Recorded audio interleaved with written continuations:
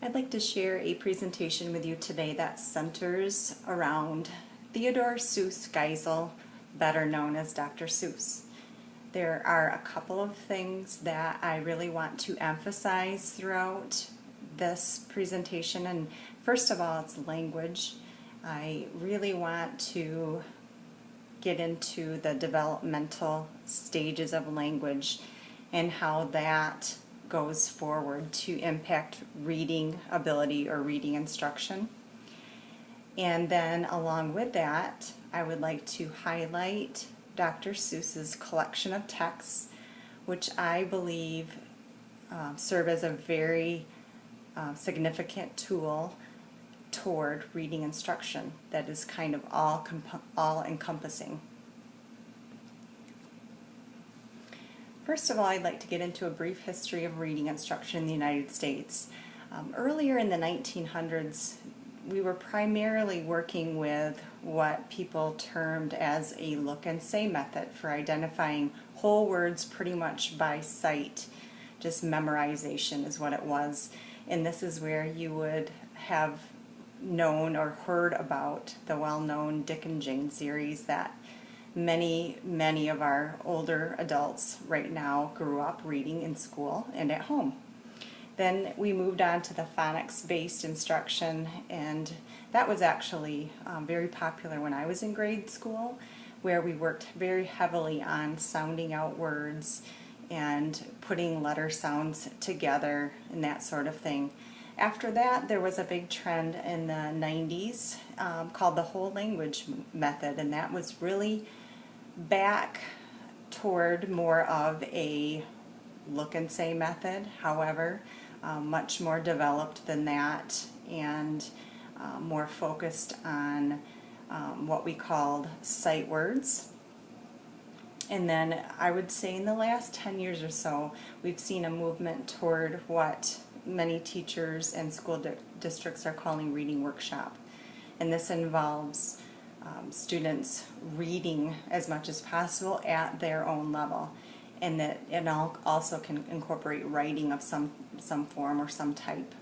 So many kids reading at different levels, even within a grade level, that can occur.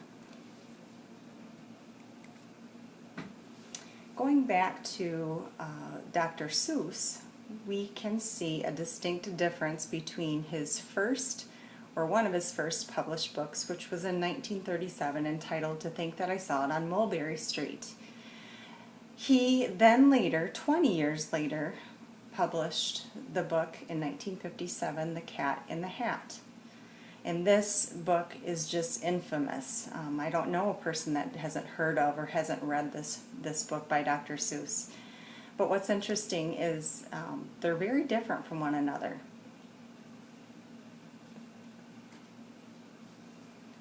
So what is the philosophy? Why did Dr. Seuss, one author, write two very different texts? What makes them so different? Well, if you look closely at the two books and you read through them, there's a definite distinction between the language he uses in one and the style.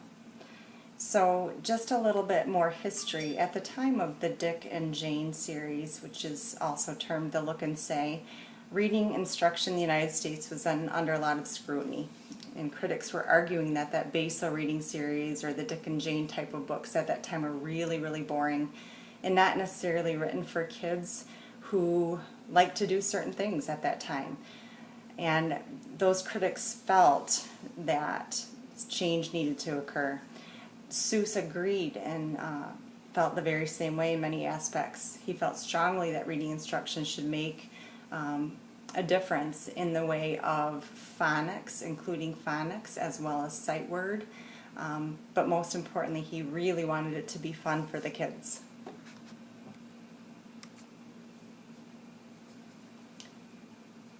Let's look closer at that language component I mentioned at the beginning of the presentation.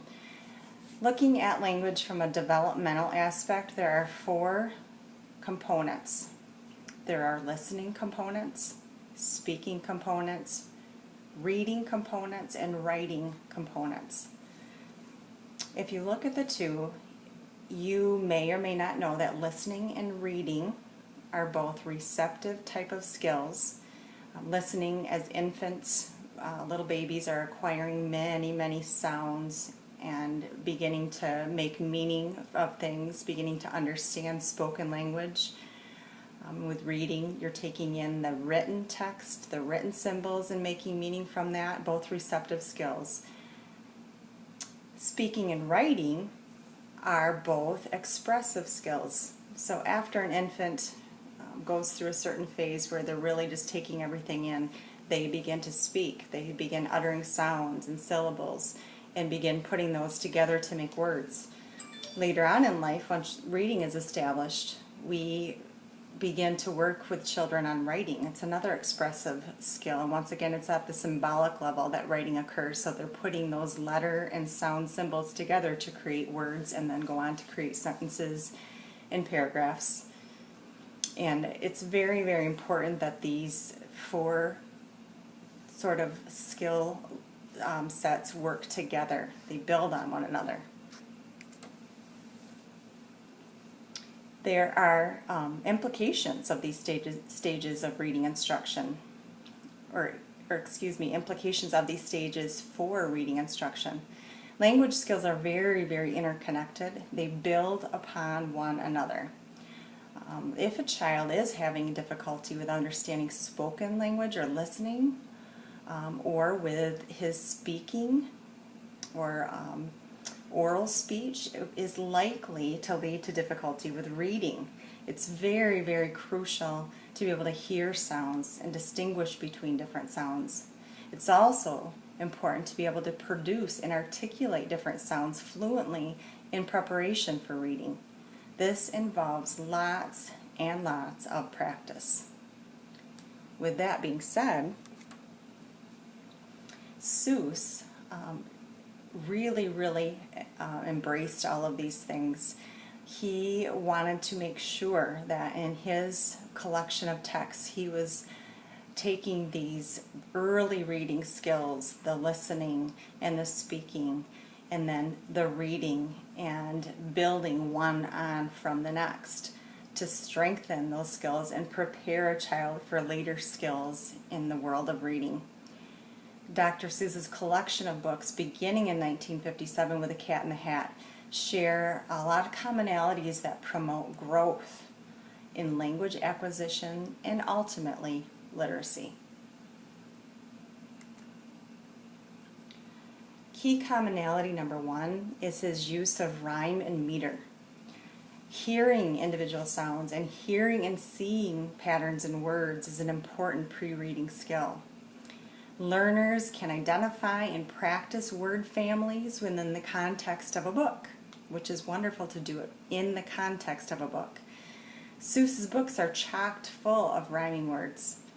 Although Seuss does not use common meter found in many poems, his poetic verse has a definite flow and it invites oral and/or interactive reading. Both of those skills, the oral and the interactive reading, support fluency. You can see on the left a passage from the book The Cat in the Hat, and you will notice all of the rhyming that occurs, and there's a definite meter or flow to it when read aloud. A second key commonality you can see in Seuss's earlier beginning reader texts is alliteration. Seuss frequently uses this literary device in his writing. In phonemic awareness, which is the ability to hear, identify, and manipulate sounds, is a key component of language acquisition.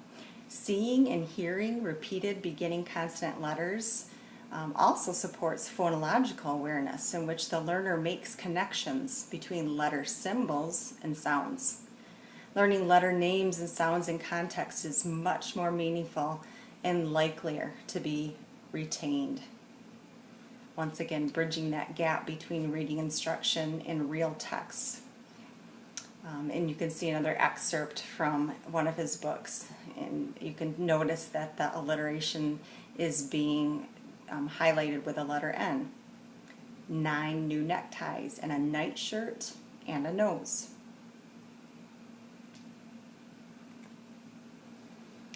Commonality number 3 that Seuss uses in his collection of texts is repetition or repeated phrases. Multiple exposures to a word, whether listening and hearing or actually reading, strengthens and speeds up language acquisition. Dr. Seuss's collection of texts are known for this. Repeated reading supports readers' fluency once again. And this is something I found in several. This is probably second to rhyming, his next most frequent used device. And you can see once again some passages or examples from his books that show this device. Key commonality number 4 is Dr. Seuss's use of nonsense words. And this may be where he gets a little bit of criticism, but I do believe that I can provide support for why this would be a positive or a thing an author would do in terms of reading instruction that's good, that's going to influence the reader in a positive way. Dr. Seuss's trademark use of nonsense words encourages growth in phonological or phonological awareness, which is once again the sound and symbol connection, as well as sounding out words, also known as decoding.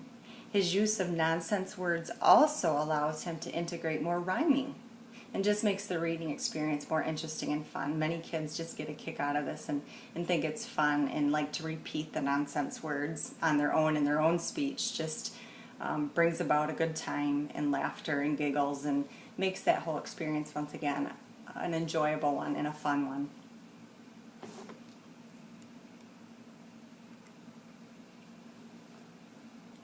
So it is really quite clear to see that although when some people think about Seuss as a goofy children's writer or oh, those books that rhyme, there's a lot more to it, and Seuss definitely just had a lot of philosophy behind his writing, more than one would think at first thought or sight. Theodor Seuss Geisel's collection of unique poetic and fun texts has had and continues to have a significant and positive impact on early readers. His philosophy that effective reading instruction should incorporate whole word or sight word methods, phonics-based methods, and high interest has stood strong. His style and use of language have created reading opportunities that are developmentally appropriate, engaging, interactive, and most of all, fun for the reader. Thank you for listening.